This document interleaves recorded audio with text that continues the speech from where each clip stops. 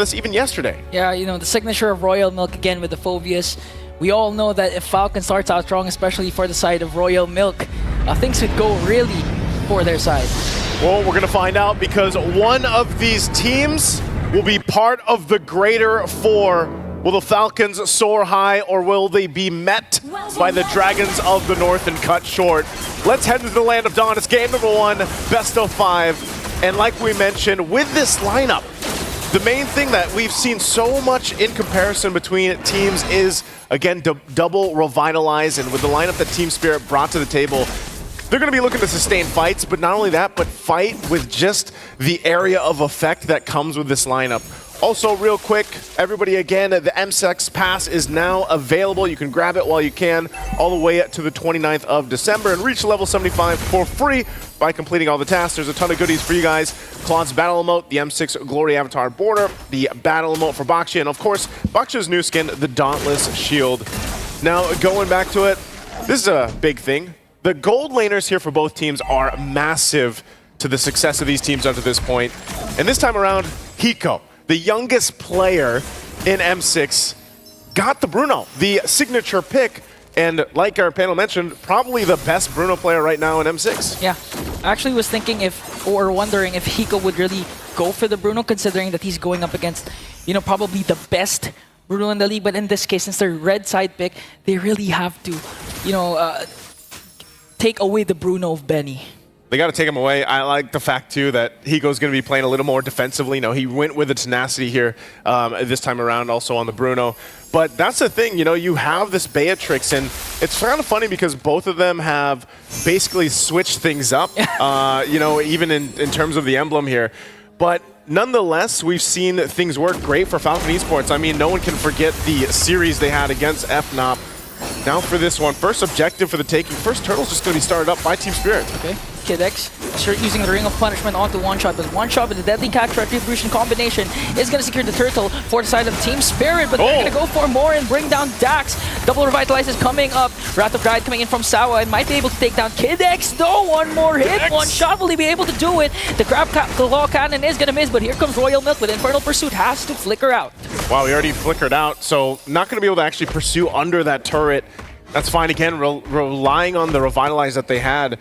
But this is what I was saying, you know, every single time you think about these early fights and you don't really have the damage available, Team Spirit has the upper hand just because of the fact that they can sustain through those fights and even fight around Sawa with the Belric. We've seen this pop up now quite a bit of times, but if you think about it, the Belric, when he sets up that Wrath of the Dryad and then you have this Bane available in One Shot's hands, and it's a lot of just capabilities to fight, you know, go toe-to-toe, rely on your AoE again, and I think that's where Falcon Esports has to kind of dissect that strategy on how they want to approach the early fights, because obviously we get further in the game, then they should be able to go ahead and utilize this Jushin pick and even the Beatrix later on. Yeah, and speaking of the team fights, rather, Sawa can actually is a good counter coming in against Benny's Beatrix. Again, the passive of the Beller is going to be crucial in terms of the return damage that they can get for the side of Team Spirit.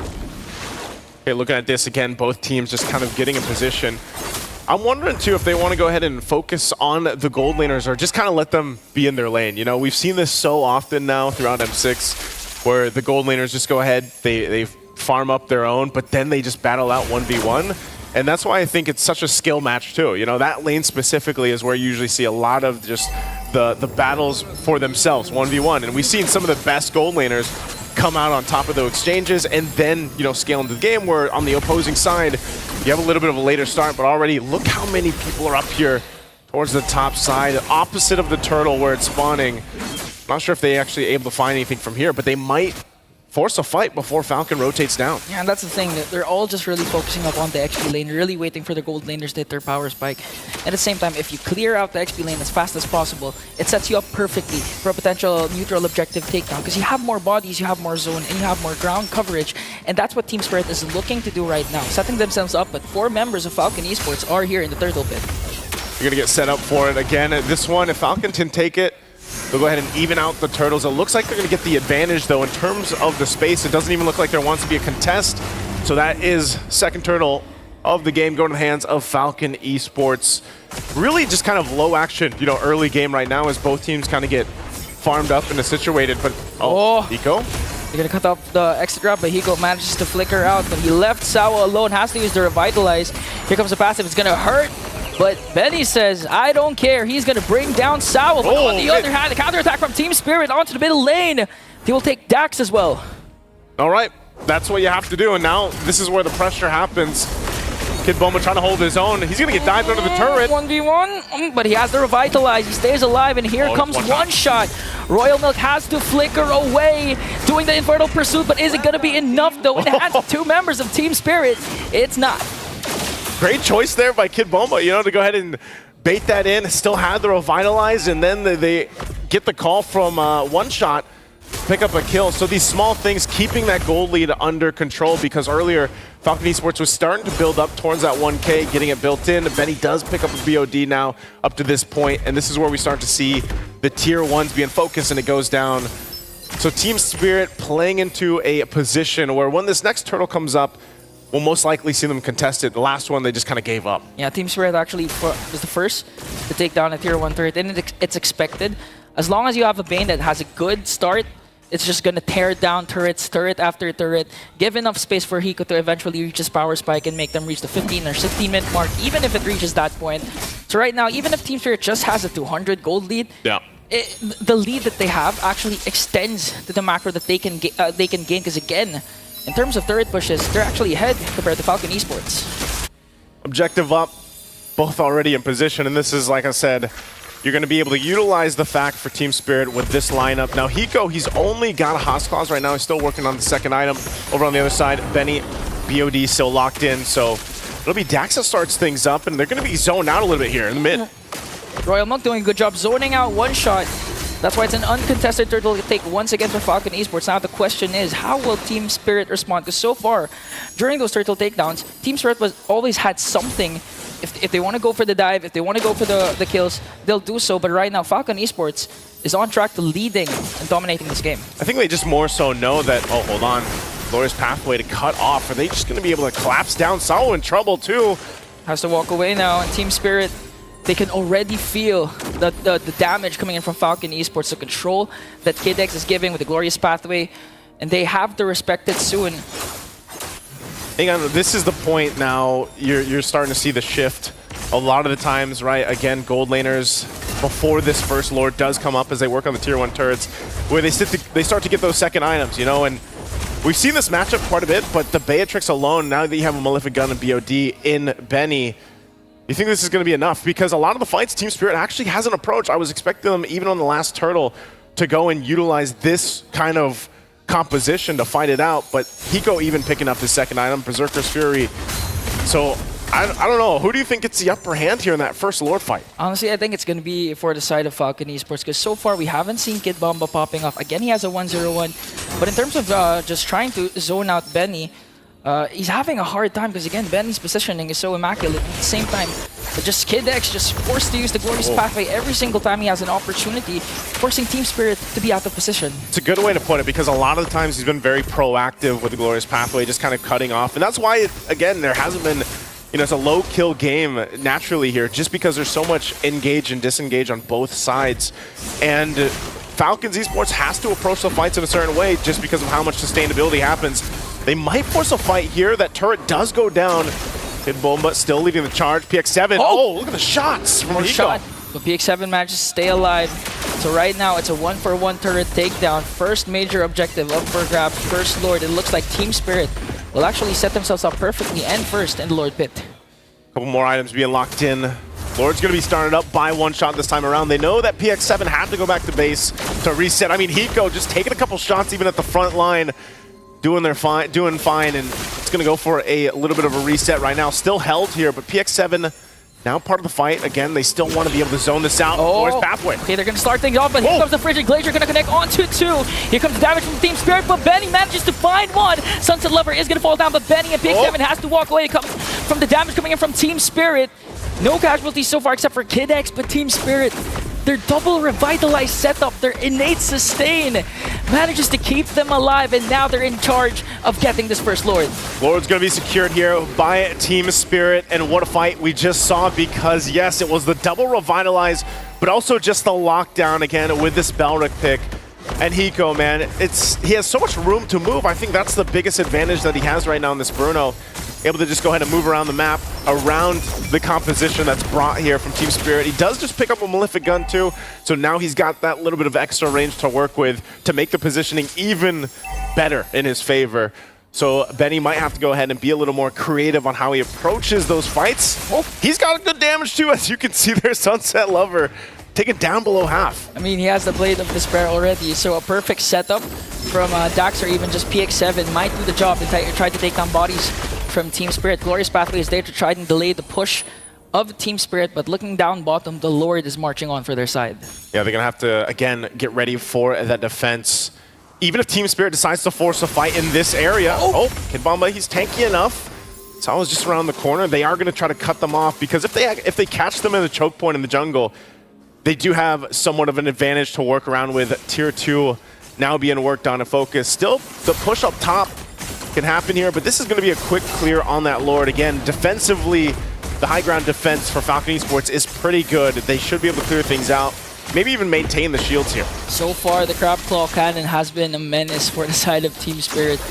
Just making sure to chunk out a huge amount of damage from the side of Falcon Esports before they continue with the engage. And now they're taking away major resources from Falcon Esports. All the outer turrets have been taken down, as well as the purple buff of Falcon Esports. So they deal with that. Lord already taken, but Team Spirit furthering that gold lead that they built.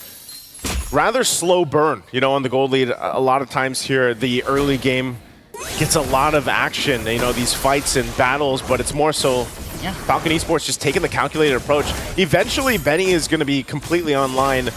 He's nearly there. Also just picked up recently the Sea Halberd, and that's why we highlighted these two gold laners coming into the game, of course, and just usually when in their matches, we talk a lot about Benny and Pico respectively, as both teams really like to play around them, especially this part. And Royal Milk, essentially too, you know, he's been phenomenal for Falcon Esports, but they're going to rush it down here. Okay, Glorious Pathway going to be used defensively to try and evade the push coming in from Team Spirit. And I like that you mentioned Royal Milk, because so far, the Phobius pick isn't doing good for them, because again, Renmar even mentioned this, that the lineup of the Team Spirit, they don't have that much dashes, so it doesn't activate the passive of the Phobius, and at the same time, it's going to rely on the Spear of Alpha of Dax or even the Lanterns that are coming in from PX7 to at least activate the demonic force from Royal Milk. And so far, we haven't seen any major engagement from Falcon Esports, or at least for the last couple of minutes. So right now, the pressure is on for Dax and PX7 because Kid X Glorious Pathway is just there.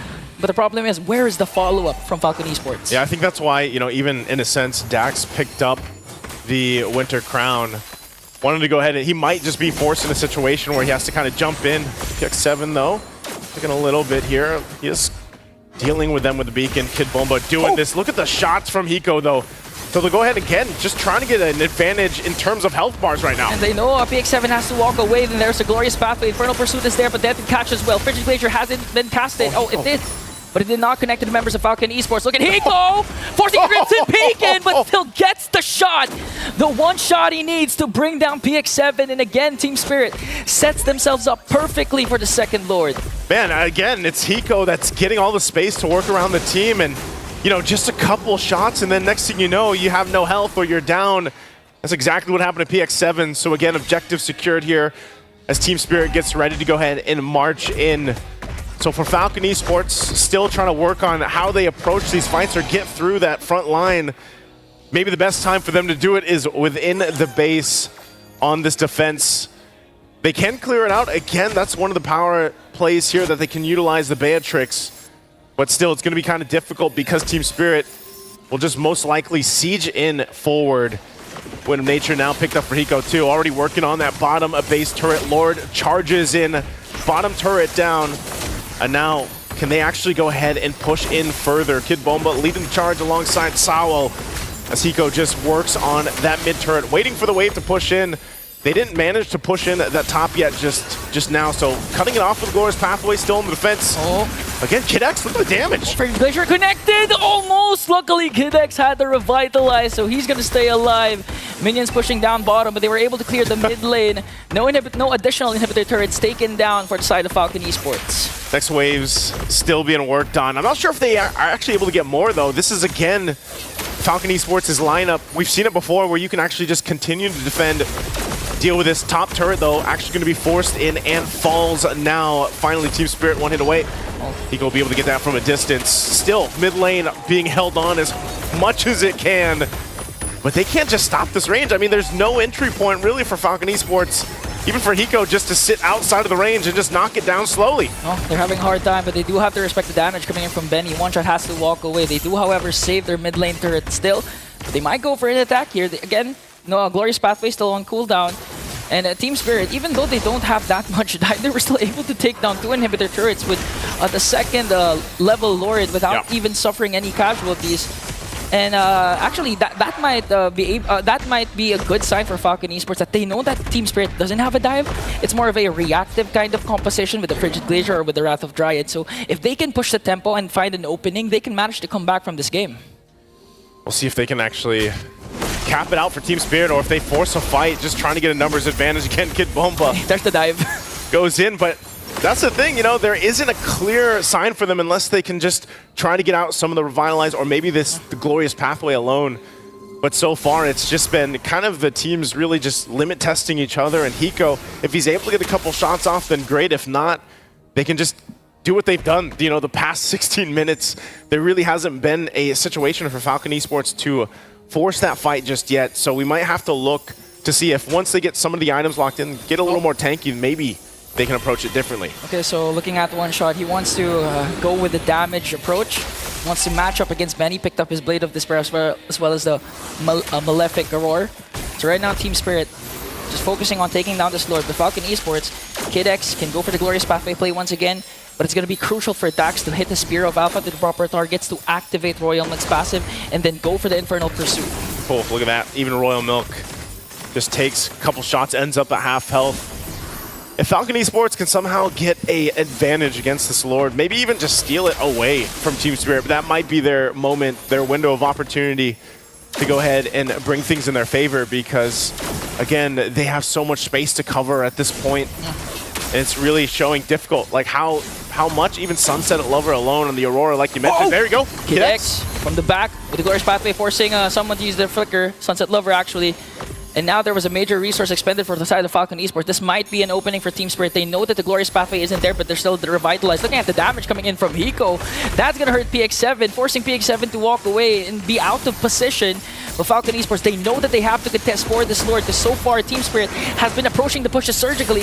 Royal Milk quite low, and Team Spirit will again go for the Lord. See, it's almost like Falcon Esports just wants to get these even Revitalizes out if they can, but Team Spirit's doing such a good job at just holding on to it. Again, Glorious Pathway dropped down. That's how long the Lord dance was.